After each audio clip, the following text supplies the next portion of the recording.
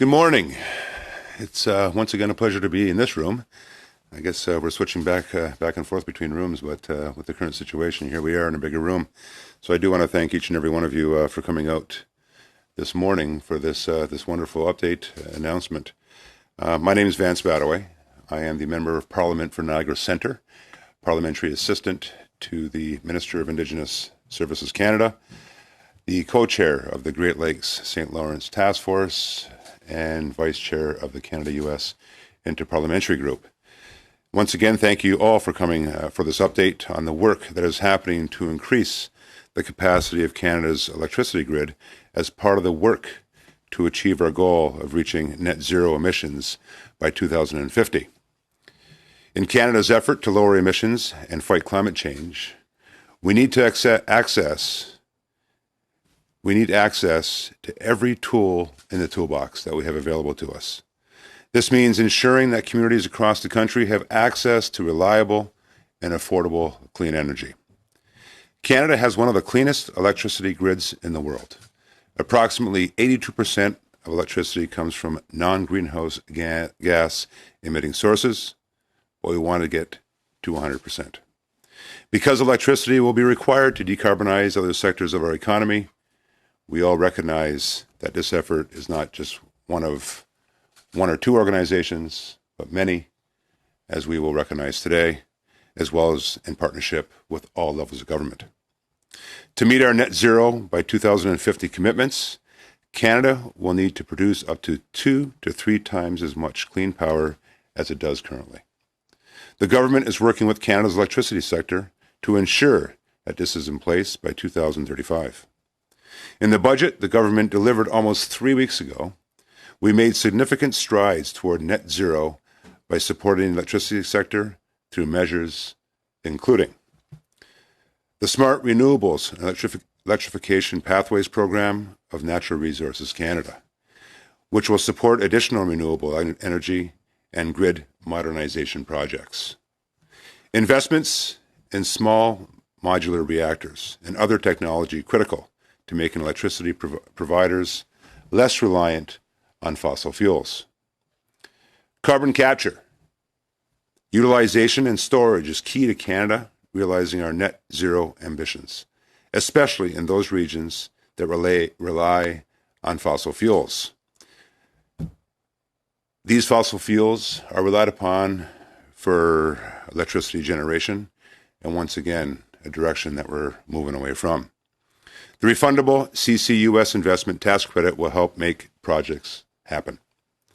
Establishing an investment tax credit up to 30% for net zero technologies, including battery storage, as well as hydrogen production, will unlock investment. These solutions, once again, being worked on with our partners and once again with all levels of government.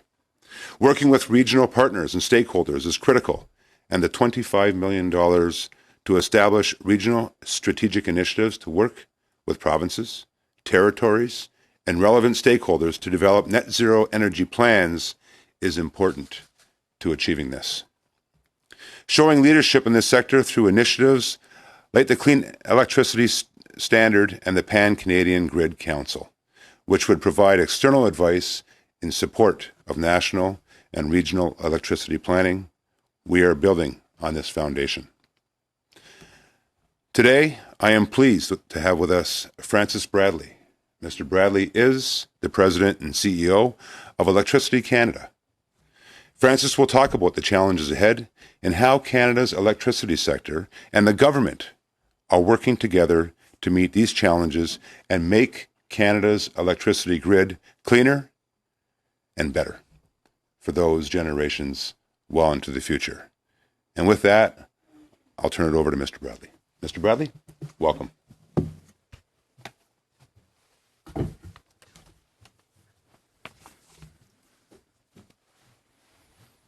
Thank you very much. Thank you for that. Good morning. Today is April 26th, 2022. There are now 4,998 days until December 31st, 2035, by which point the federal government has pledged to make Canada's electricity grid a green one. 4,000 998 days might seem like a big number, but it's not.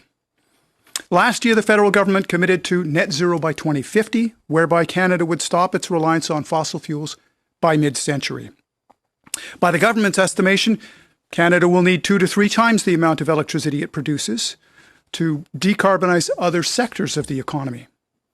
To do this, the government wants the electricity sector to be net zero by the end of 2035. That's 13 years, or 4,998 days, to build the systems to eliminate greenhouse gas emissions from our sector while adding capacity to the electricity grid and ensuring that it continues to be affordable, reliable, and resilient.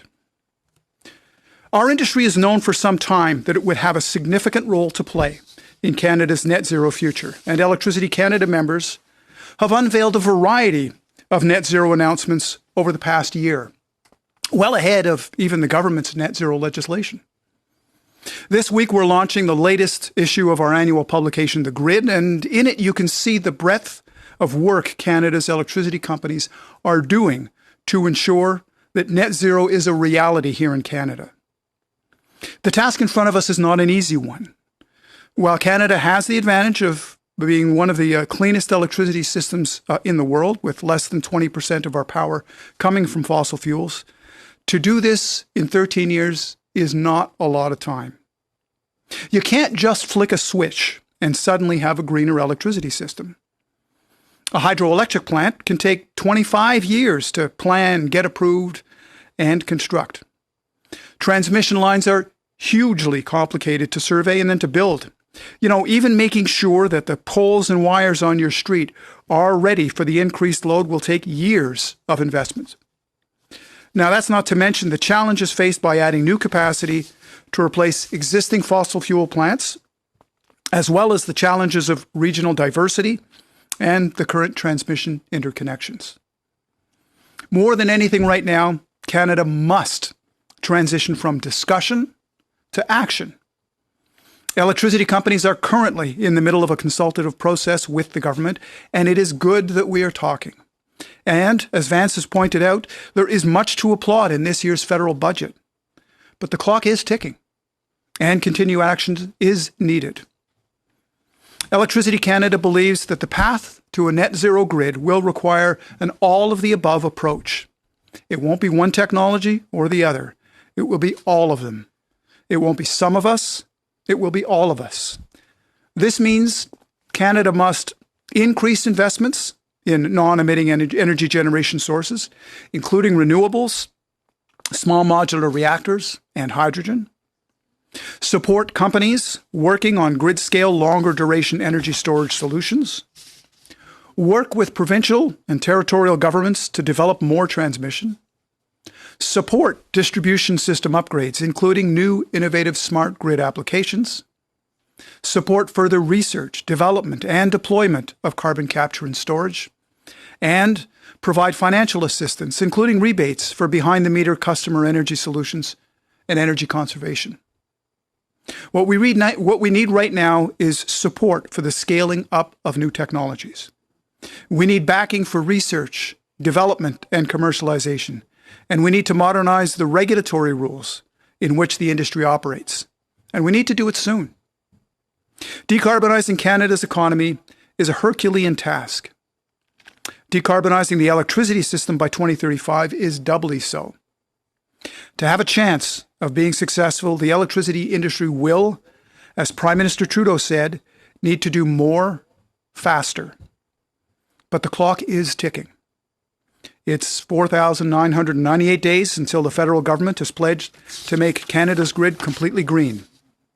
Tomorrow, it'll be 4,997 days. Everyone, the electricity sector, government, civil society, has to start moving before the time is up. Thank you very much.